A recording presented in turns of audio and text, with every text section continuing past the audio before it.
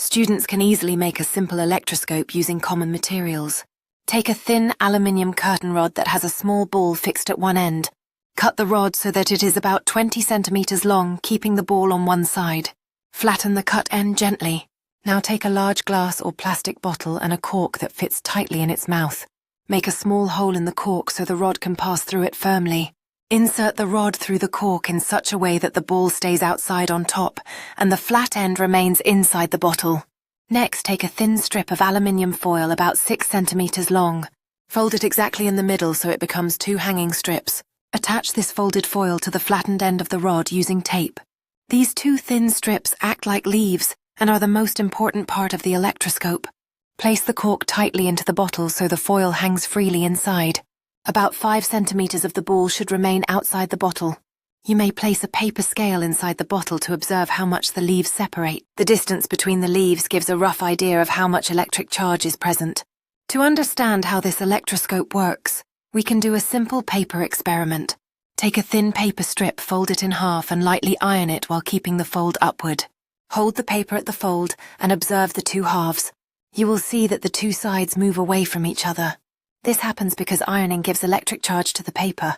Both halves get the same type of charge, so they repel each other. The same idea applies to the aluminium leaves in the electroscope. When the metal ball of the electroscope is touched with a charged object, electric charge moves into the metal rod and then into the aluminium leaves. Since both leaves receive the same type of charge, they push away from each other and spread apart. If the charge is strong, the leaves separate more. If the charge is weak, the separation is smaller. This simple device helps us detect the presence and amount of electric charge on an object. All matter around us is made of atoms and molecules. Even though objects usually look neutral, they still contain electric charges inside them. Positive and negative charges are normally balanced, so no electric effect is seen. The forces that hold atoms together keep solids rigid, allow glue to stick, and create surface tension in liquids are all electrical in nature. This shows that electric force is everywhere in our daily life, even when we do not notice it directly.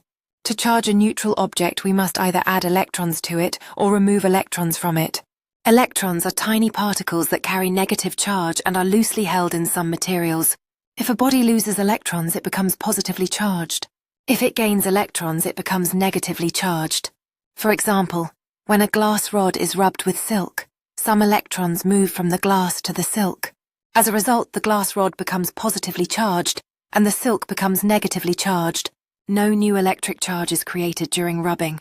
Charges are only transferred from one object to another.